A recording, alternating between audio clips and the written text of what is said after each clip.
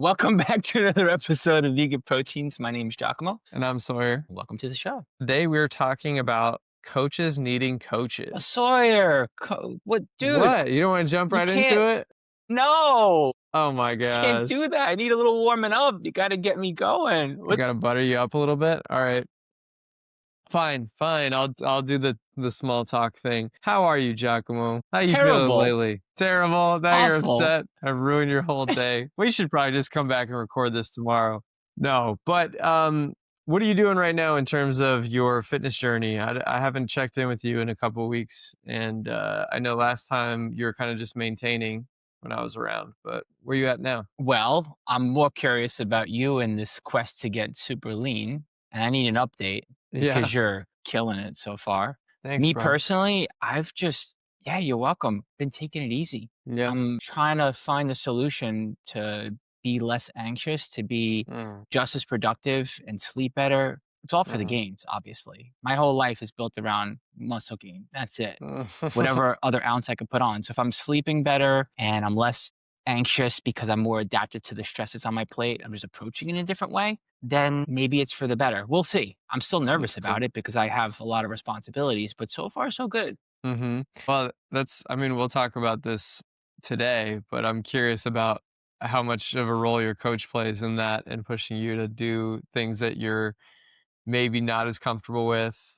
And we'll see. That's a big part of what I'm gonna talk about, because a lot of credit does go to Ben for how lean I've been able to get, just because it's been hard emotionally to get to this point. I know, logistically how to do what I've done, but emotionally is a whole nother thing. So hopefully we'll get into that today, because it's a huge benefit, and honestly one that I didn't give enough credit to early on in my journey, and even till now. Like I really didn't think about how important it was to have like an emotional support aspect to coaching, at least for myself. I knew how important it was for the people I coach, and I do make that a priority for me, like to be a good coach. But having the emotional support has been a huge benefit for me too. So that's I think a good like thing that I've been able to experience, and why I can talk about this topic from experience, which is cool. Have you been on a team when you were a kid? Have you played with whatever, like having an adult that's either proctoring or straight on mentor, not even just mentoring, but coaching you as an individual athlete or in a group?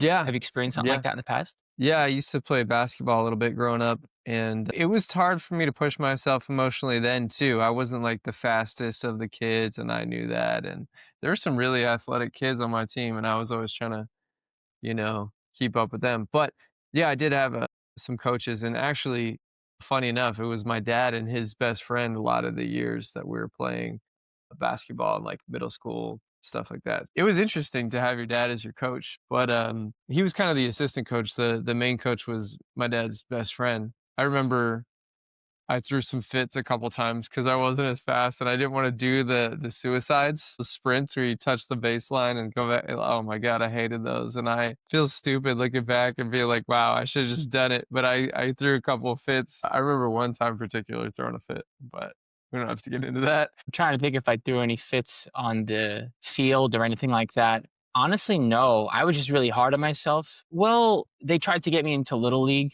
Same thing. The father coach kind of set up situation. But the second the ball started to get faster, I'm like, oh, this is not for me. I cannot keep up with these other kids on the field. I'm done. I had already got hit like square in the center of my face with the ball. And I was like, nope, I'm all set. I'm good. I'm too pretty to do this. Yeah.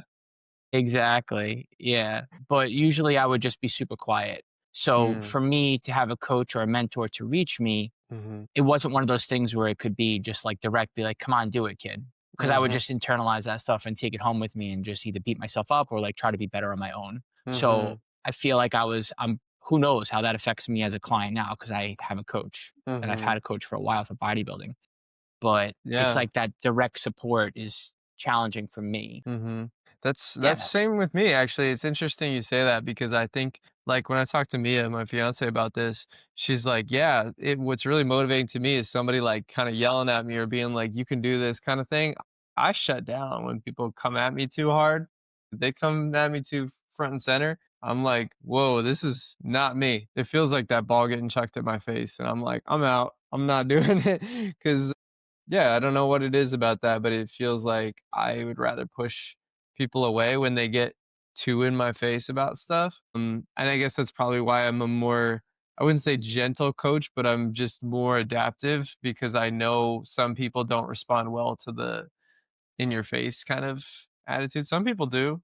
Like I was saying, my fiance loves that. She feels very motivated when people are in her face because she's like, in her mind, it's like, oh, this person believes in me, so they're pushing me. And I'm like, cool, I'm glad that you got that. But for me, it was like they're yelling at me because they don't think I can do it. And they're trying to motivate me in that moment to do it.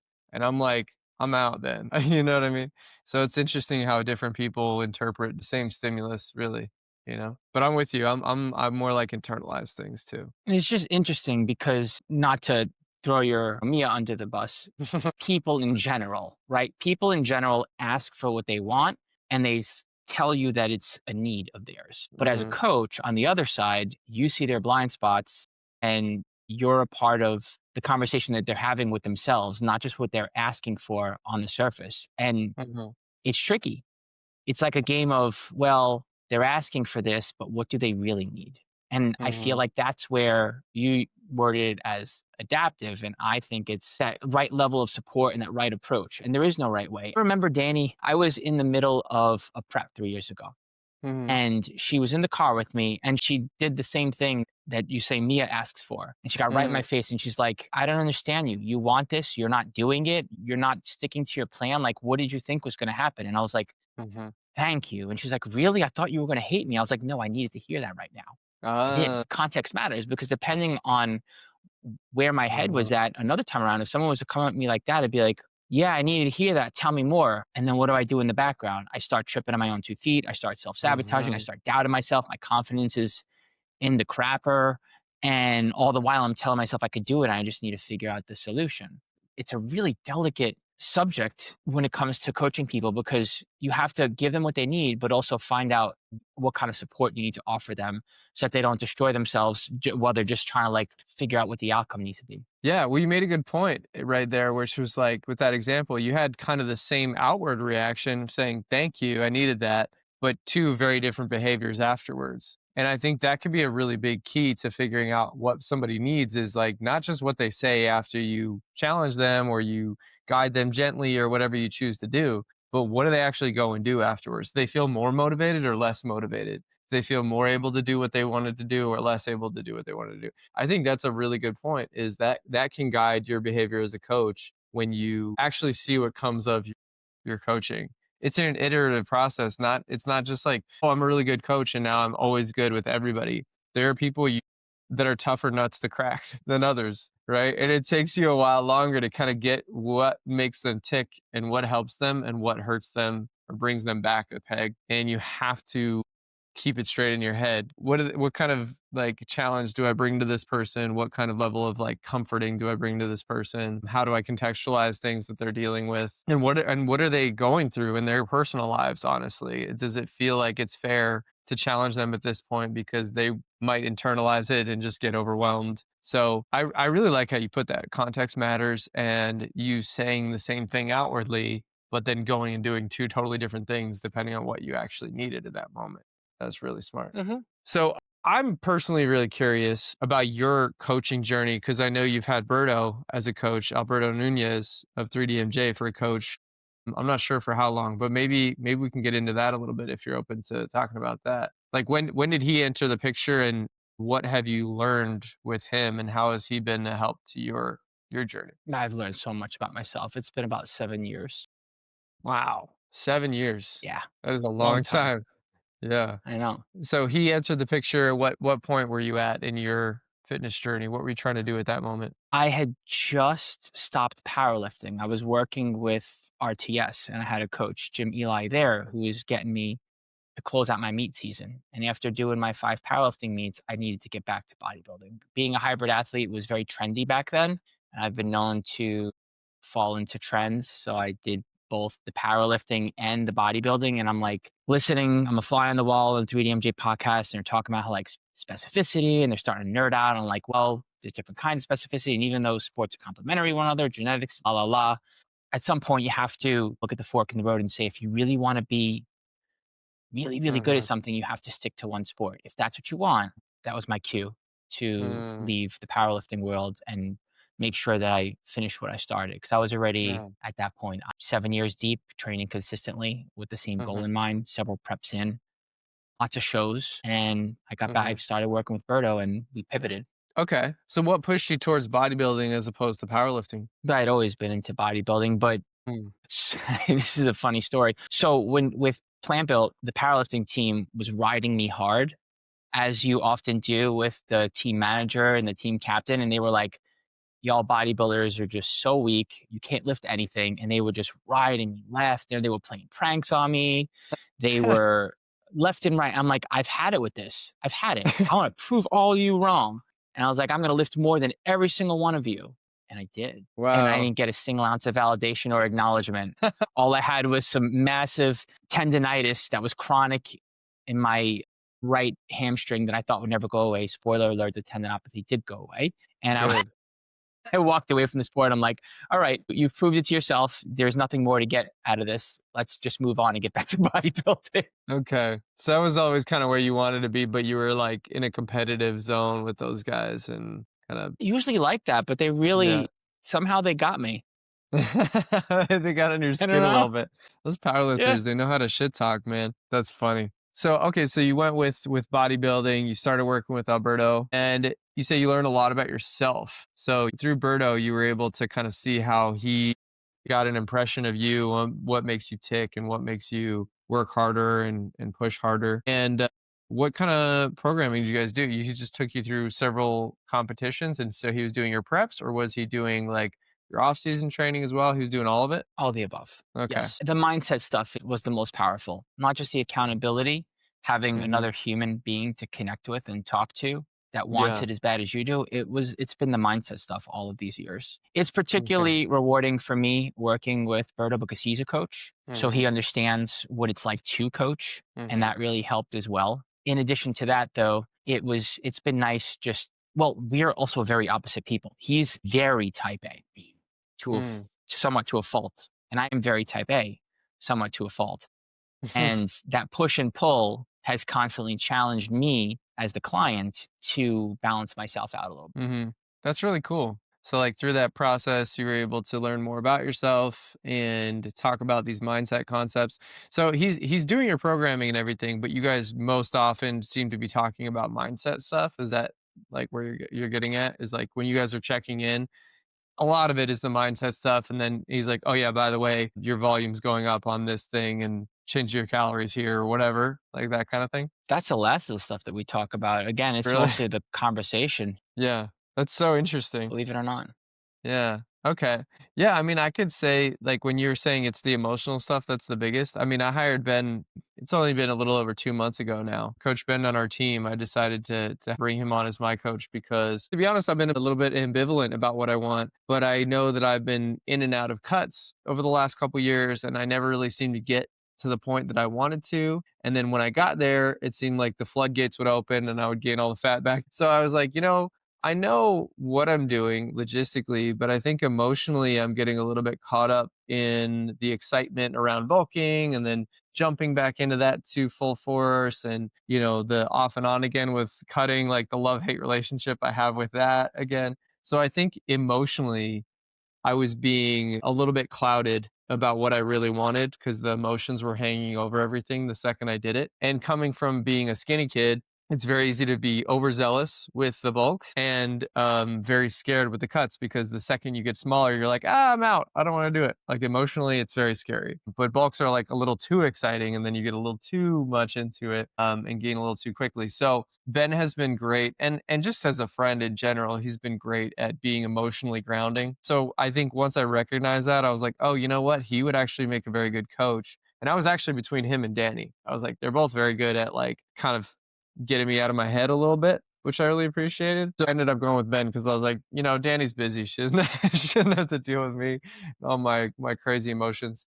But anyway, it's only been like 2 months, 2.5 months or so, and I've already gotten leaner than I have in years past, which has been amazing. And he hasn't really changed all that much, but it's been awesome because every time I come to him and being like, dude, my arms are shrinking. What do I do? He's like, nothing. You're fine. Don't worry about it. And I'm just like, okay. And every time I'm like, okay, yeah, I need to chill out. But yeah, I learned more about myself and how reactive I can be, reading different signs, looking at different metrics. What is it for you that you find is like, I don't want to say the word triggering, but like concerning to you in the process? Like, what do you feel like it is that pushes on your emotions the hardest and you need Berto the most for? I get in my own way with the outcome, Okay. and it affects my Explain. process. I'm Okay. very What goal do you driven. Oh, I can meet any goal. I can make any goal happen. I can do whatever mhm. it takes. There is Yeah. nothing that will stand in my way. I can I get destroy that everything to notion get with to an you. outcome. There's Yeah. no chance that I will not hit my mark. But Right. will the actual outcome be what I wanted? Will my quality of life and my mental health remain intact? Will Right. my approach help me grow and evolve as an athlete Mhm. as well? Will I benefit from having the mindset of reaching a goal as opposed to falling in love with what I'm doing to reach the goal? Mhm. Mhm. And over the years, I keep going back to that. And the answer is no, absolutely not. Just Mhm. I use the goal as a safety net. And I said, this is what I sign up for. I'm going to do it no matter what. Mark my Mhm. words. But what I've discovered over the years is you wind up being unable to move the goalpost. You wind up getting hung up on the goal, and the outcome is not as good because you could have done so many things differently if you're Mhm. just goal driven.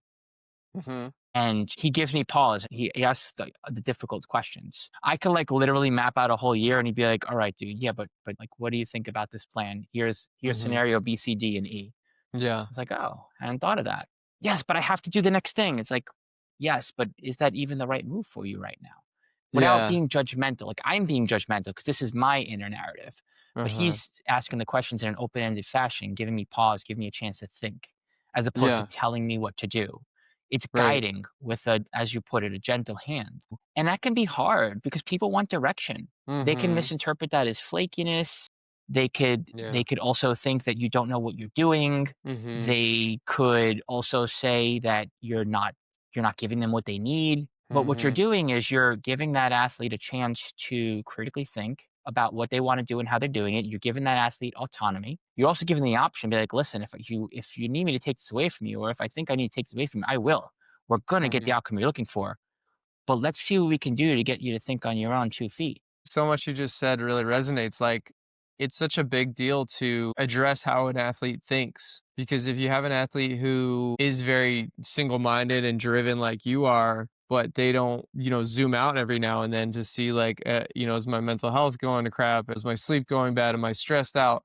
They're not going to be able to hang on to the results very long or be very happy with them at the end of the day because they're living in a very unbalanced way. And so you kind of have to, in addition to helping them reach the goal, you have to encourage them to, yeah, keep thinking about the other contexts that they're and the other stuff they're bringing along with that. And with some other people, they might not be that driven at all, and they might be a little bit more ambivalent, kind of like how I felt like the last couple years, where I'm just kind of like, yeah, this is pretty good. I'm pretty fit, but I didn't know what the goal, the next thing was for me until I let the emotional fog kind of clear. So I think part of being a good coach is just kind of being able to read your client and the athlete and what they are missing and what they're asking for one thing. They're usually asking for the goal itself, right? They're like, that is going to be the thing. Or maybe they're just saying, I don't know, I just want to get fitter in general, and they don't really have a goal yet. But the point is, you have to be able to read between the lines a little bit and see what it is that person is vying for and why. And what's the emotional reason behind it? And what's the stuff that keeps getting in their way mentally?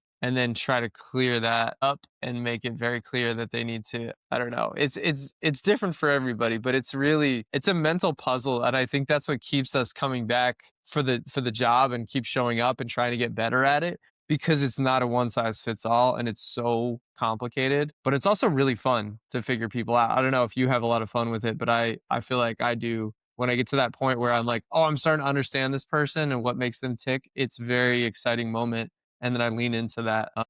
But I'm really glad you have Berto, and I'm glad that I have Ben, and I anticipate working with him for quite a bit longer. When it comes to your own coaching, I'm curious, do you feel like you create like archetypes in your head, or do you feel like you treat everybody like a case by case basis and you wait until like you really understand that person until start telling them who they are. I find like there's a point in the coaching relationship where you can kind of tell them what you see, and it's kind of gratifying for them to feel seen like that.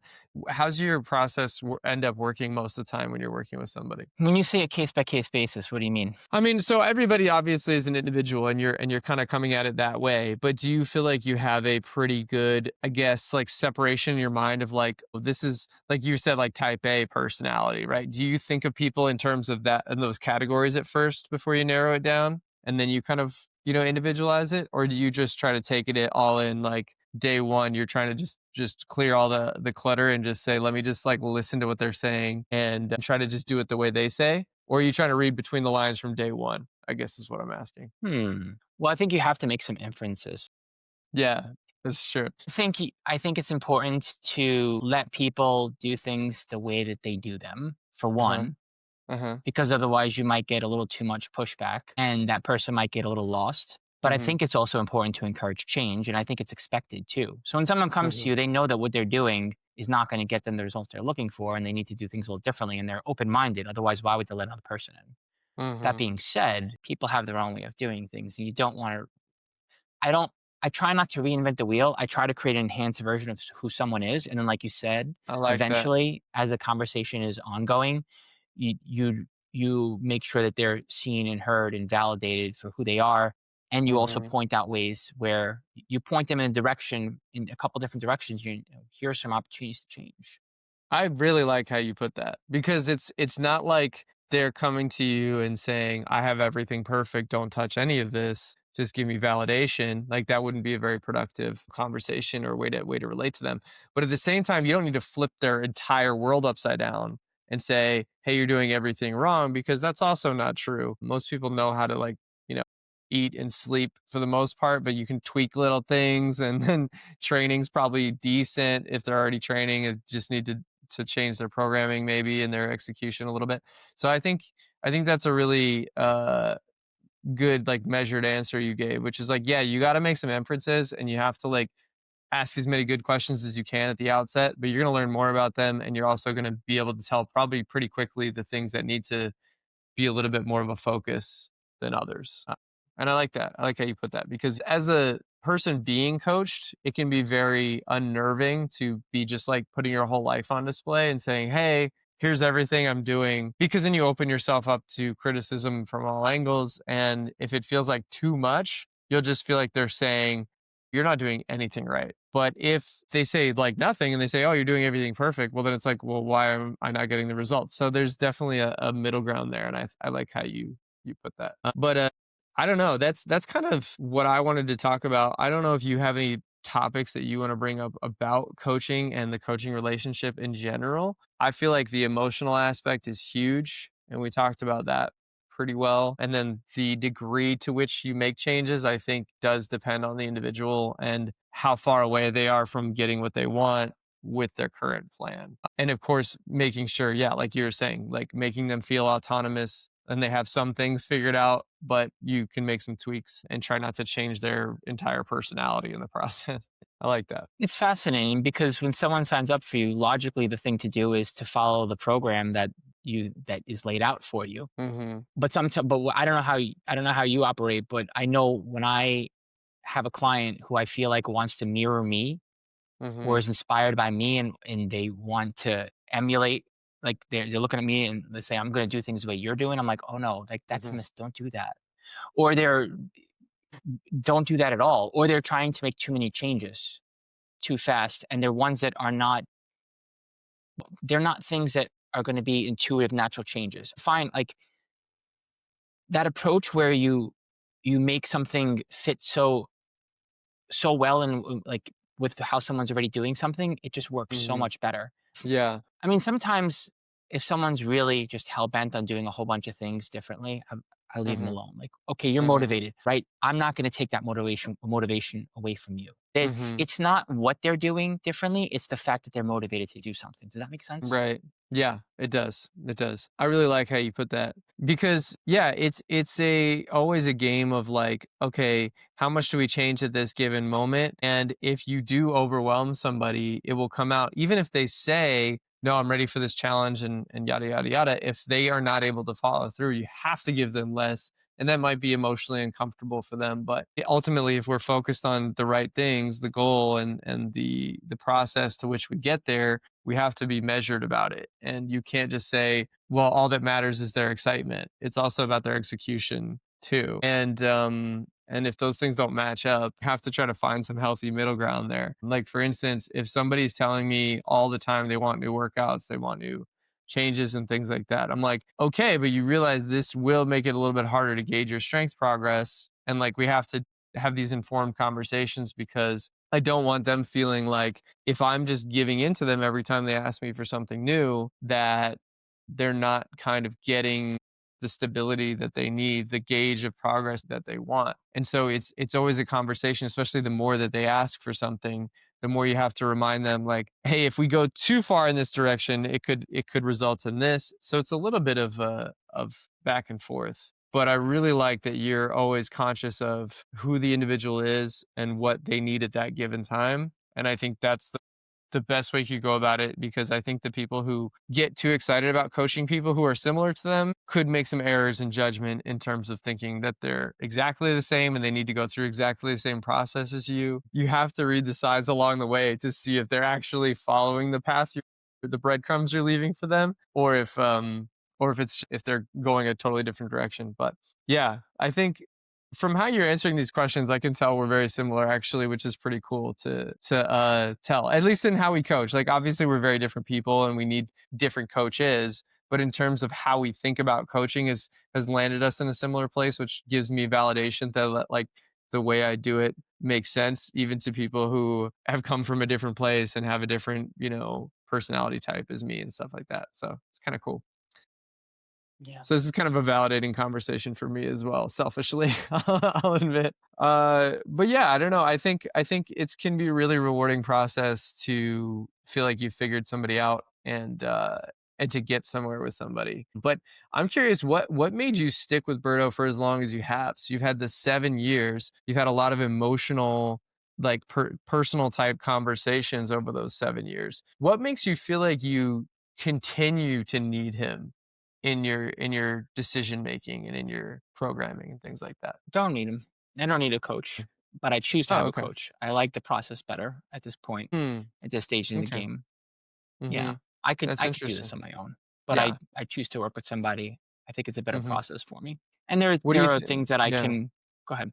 Hmm. I was gonna say, what do you think about the process makes it more enjoyable to you as having a coach versus being like, yeah, I can figure it out on my own, but what do you think would happen if you didn't have him? Like, difference. What would the difference be for you? That's an interesting question. It's thought provoking.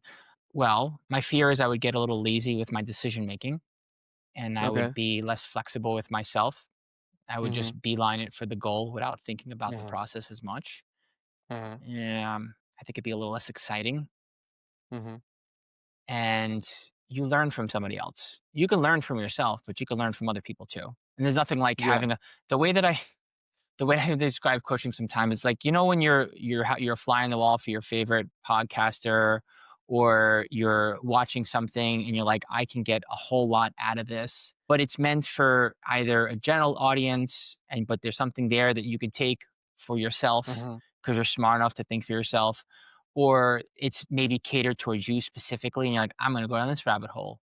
It's for people just like me. They have the same exact goals as me, but it's still catered to a broad audience. Mhm. When you have a coach, it's literally like you have someone who is it's for you. It's your content. Could you think of anything more valuable in a world where you're just getting hit with information off from all over the place, and people have emotional hooks to get you in. They produce things and they tell stories, and they put out information in a curated way to reach Mhm. different kinds of people in different kinds of ways. They're Yeah. speaking to you parasocially, but they're not speaking to you directly, so you get to feel Yeah. seen and heard, and you just take in the information again and again and again. It's a great way to get emotionally charged up about something. Let's face it, you can learn a lot, right? So you Totally. could say to yourself, Totally. okay, well, this is fine. This is good. I'm a doer. I can do this on Mhm. my own. Mhm. I don't need another person in my life. I got it. Everything I could Yeah. possibly want is right in front of me. But when you have Man. another human being in it with you that's involved, it's, and I know it's kind of stupid to say this because but it's true. It's like, it's your own personal content. It's for you. Mhm. That's Mhm.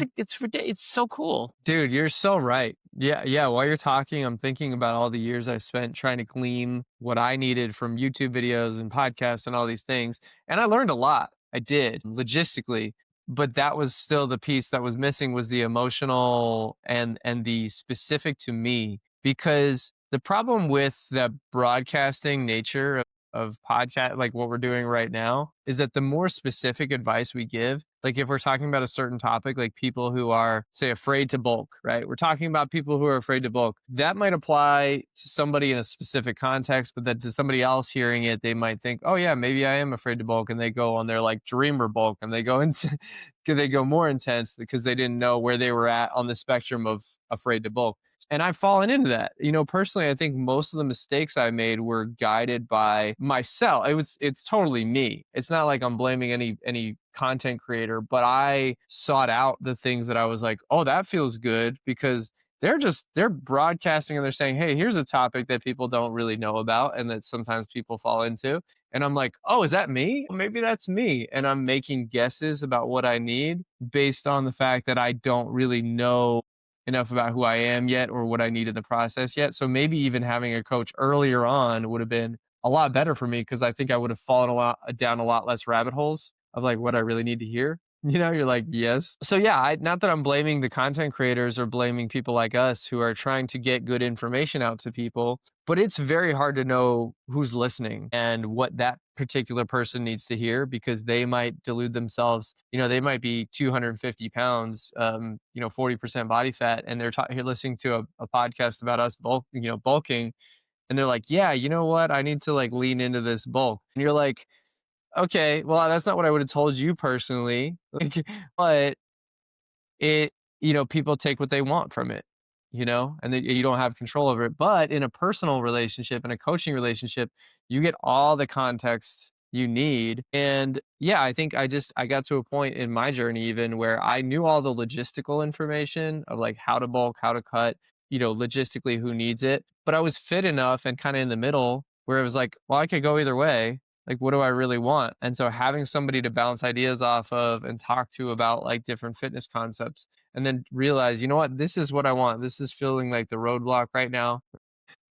Basically, it helped clear the emotional fog for me once I got a coach and I realized the things that were exciting me to talk about and the guidance and the groundedness that he was providing me with was so motivating. It felt like I had a clear goal for the first time in years, honestly. And that's what helped me get to, you're talking about like, man, you look so great. And I'm like, yeah, I do feel like I look pretty great. I could have achieved this by myself, but I think it was taking me a long time to figure out what I actually wanted until I hired Ben. And now it's like, yeah, I know exactly what I want, which is a really cool feeling. So it's different for everybody, but I think that, yeah, having your own personal content, like you said, that it makes so much sense to me. Because yeah, you could get kind of tossed around until you feel like you know what you need to hear, and you can go down quite a few rabbit holes first.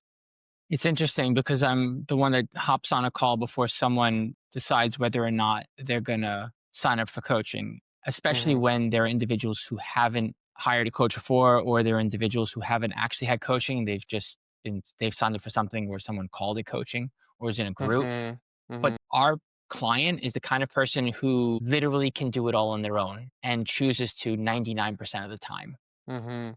That is the exact, believe it or not, that's the exact kind of person that is going to do the best with the coach, not because they need to give up some of the control, but Mhm. because they they have the opportunity to put in the, they're going to put in the work. They want to Mhm. put in the work. They're putting in all the effort and all the work on themselves. They're just doing it Mhm. by themselves. So Mhm. once that person lets someone else in, but it's like you said, some people are harder to crack than others. So it's Mhm. kind of this. It's ironic because the person who is the hardest person to say, "Hey, you're going to really benefit from one-on-one coaching, and here's why," is Mhm. also the exact person who should look for a coach, in all honesty, 9 out of 10 times. That's so funny because that was me. I for the longest time I had a bad coaching experience before Ben, and it just, yeah, you get pushed away from for one reason or another. And also there's like this ego thing of like, well, I can do all this. Like, I know all this stuff. And it's true. I do know all this stuff. Nothing he's done with me has been like, oh my God, I didn't even know about that tactic. You know what I mean? But it has been a different level of commitment and clarity since then, since I hired him. And I can't deny that. So it's been a humbling experience to be like, oh, wow. Yeah, I really did need some guidance. I need some groundedness, and I need to pay somebody, quite frankly, to have it be their job to look at me in a vacuum and be like, what is this guy's holding him up? Cause I could kind of do the dance forever, and people already be like, oh, that guy's so fit. And so I could get by on my coattails of like, well, I've achieved some stuff, and people are like, yeah, he's generally fit. He knows what he's talking about. But internally, I was like, I don't feel like I'm doing anything inspiring. In fact, it took for me to actually, break down and hire a coach and like, quell my ego. It took me being like kind of falling out of love with fitness, kind of. I was still doing it. I was still going through the motions, but it was like, probably 6 months or so of me just being like, do I even like this anymore? Like, kind of thing. Like, for me personally, I still liked coaching, but like doing the thing itself felt kind of like mundane. Cause I think, like I was saying, I was like kind of ambivalent. I was like, do I even care about getting leaner or bigger or stronger anymore? Am I even capable of it? And then just having somebody being like, oh no, dude, you got this. Like, you could do this, and here's how we're going to do it. And even though I knew these tools, having somebody kind of guide me and like give me the encouragement I needed at that moment was huge. And I've just taken off with it. So it's been a cool experience falling back in love with fitness again, thanks to having a coach. And it's been really fun. It's been really fun. I feel like it kind of feels like a second wave in a way. Like, when you first get into fitness and you're like, this is amazing. I'm building so much muscle. I'm feeling so like it's your new identity, like that moment where it becomes that. It feels like that again in a different way, a bit more of a controlled, like seasoned way, but it's still more of a like a new wind in my sails kind of thing. So it's very exciting to notice that in myself and say, like, I knew this stuff, but having a coach has allowed me to access more about myself emotionally that I wasn't aware of, and to pause and like not be so reactive to things that I would have been more reactive to before. So for me, it's been a great decision, and I really like how you say that, though, that the people who can do it all on their own tend to be the best clients because they just can do so much already, but they can get kind of lost in the sauce, or they can get caught up by one thing or another. What would you say to those people, though, that are feeling that way? Like, how do you break through those people in most cases, Giacomo? I'm curious, because I don't know what I would have needed to hear. I think I needed to have like a very humbling thing where I was like, I don't even have all this figured out because I'm not even loving fitness right now. What do you think it is that gets through to Difficult. people? You lose those people. Every day I think about how I can reach people like that because that is the person that Mm. looks for coaching. I lost someone like that last week and I'm like, "Oh gosh, like I know this is what you are in store for one day and I hope that you get what you're looking for and boy am I rooting for you." Yeah. So the answer is there is no answer. Sometimes you can't reach people like that, but you Mm. try and you hope Yeah. for an open enough conversation and getting them at the right moment and getting the right reactions because Mhm. love it or hate it. I mean, you could practice stillness and be the zeniest monk in the entire world and be so good at just being aware and just like, I'm here and I'm not BS. Everyone reacts all the time. And what happens after you react? Oh, well, I'm really good at feeling my emotions and I'm a good processor of my own emotions and I'm wonderful. Welcome to the world with the rest of us humans here and our as me mortals. Everything takes time.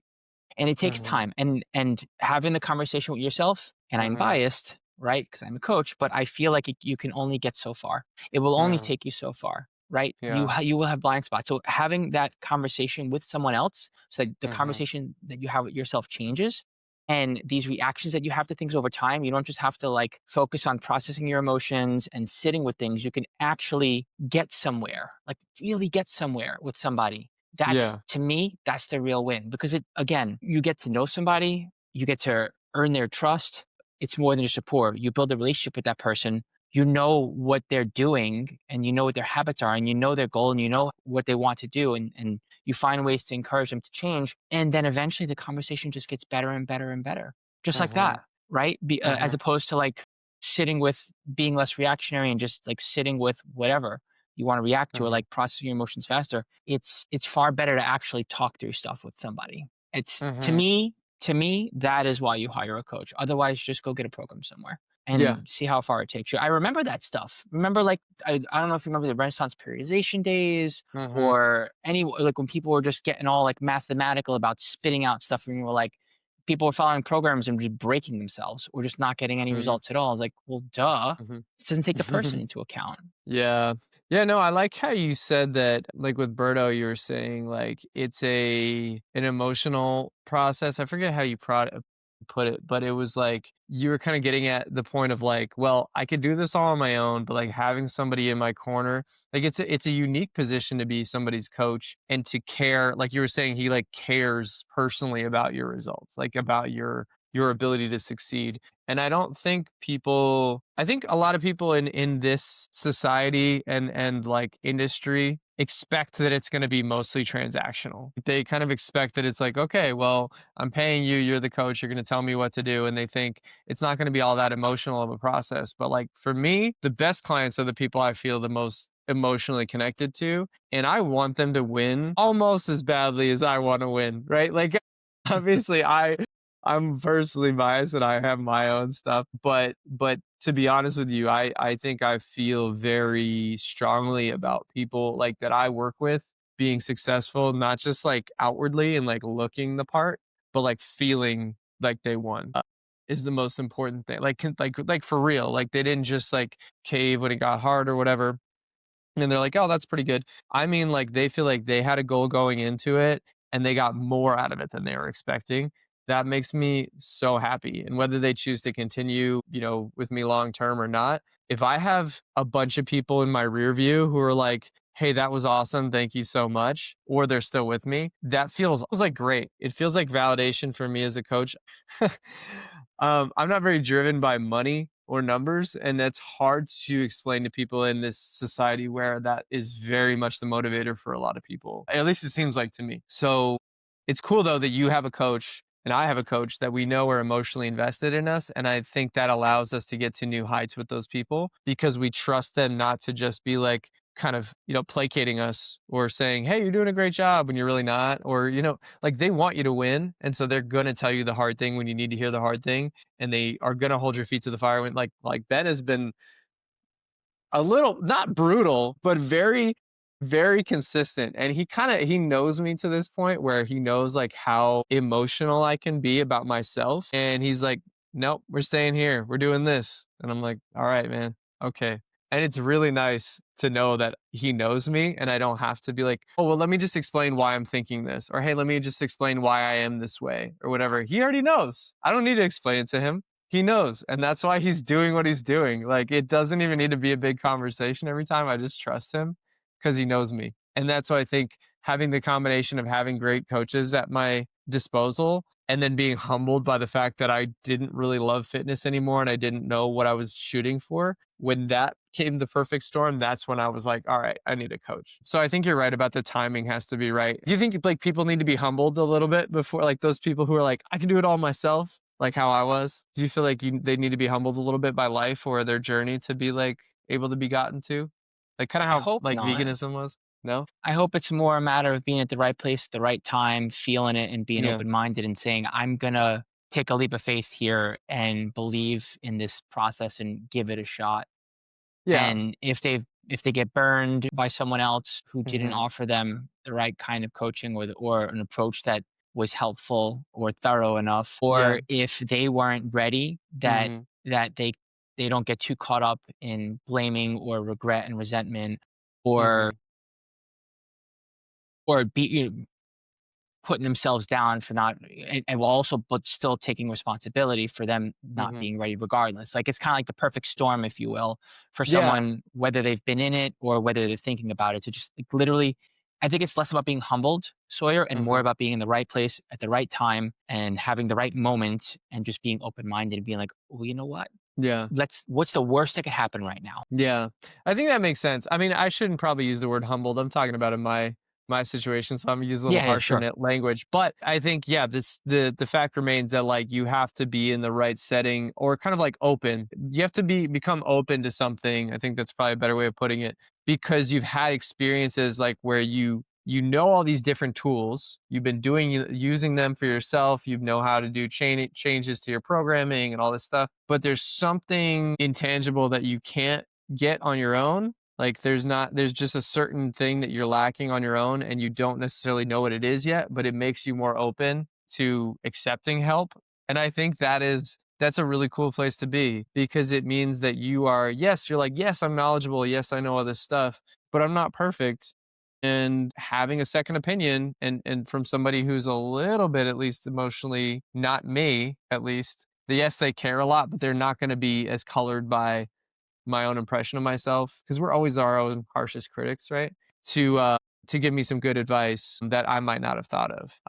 I always give this example when I think of it, because I remember one time when I was in like the worst of my body dysmorphia has ever been. I was in the gym, and it was a big gym with tons of mirrors, and I remember spotting myself in the mirror like across the gym and being like, that dude has a pretty good physique, before I realized it was me. And then I realized it was me, and then immediately started critiquing that image. And I remember thinking, huh, that's weird. So I think it really did teach me in like a split second, like how much harsher I am on myself than I am on the people that I look at. And I think that was probably one of the experiences that got me to chill out a little bit about that. I just give that example to people all the time, because they're not able to see themselves as clearly as other people can see them sometimes, or it's all subjective, but it's True. helpful to have other people, Yeah. looking at And you. all that stuff doesn't mean that we get the other thing I find, that when people are listening or they come to us and they're like, oh, but the bodybuilding thing, and how y'all look at your body, and this and that, and how much attention you pay to the physical, and they have this worry, like, but you don't, again, a good coach is not just going to meet you where you're at, they're going to give you what you need. And we have conversations all the time that have nothing to do with what people actually look like, whether, even if they want. I find that when someone really wants to work on they want to work at their appearance, they want to work on their size of the muscle, their muscles, their shape and all that, I find ways to get them to take the emphasis and the focus off of what they look like. Sometimes there's this fear of, because we have some bodybuilders on this team, but a good coach not only meets you where you're at, they give you what you need. And we don't only focus on people's appearances. And honestly, when someone Mhm. is very interested in working on the way that they look, their size of the muscles, their shape and all that, I personally spend a fair amount of time getting them to not focus on that and not pay attention to that. And the thing that I think about is just like, you have one life. And imagine spending your entire life in his body bag, having all of that insecurity and all that shame and all that worry and all that concern on what you look like. Because at Mhm. the end of the day, when you're in your, say if we're lucky enough to make it there, right, 60s, 70s, 80s, or whatever, you're going to look back in your 80s and be like, I wish I paid more attention to what I look like. You're Mm. going to be like, what was I thinking? Mhm. That's a good Right? point. Not to say you won't be thinking about that in your 80s, because there are plenty of people who definitely care about the way that they look, no matter what their age is. But my Mhm. point is, even those who want to focus on appearance, there is all the more reason to not get too hung up on it, while You're still totally not right. being afraid to focus on it.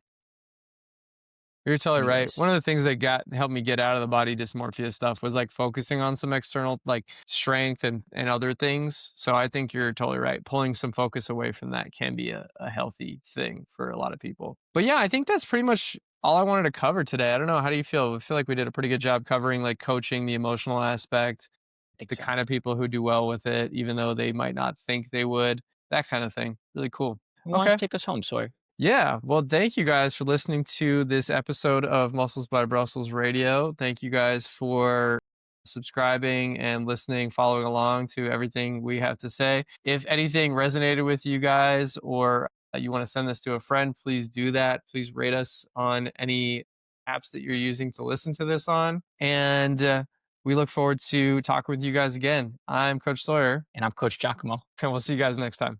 Bye.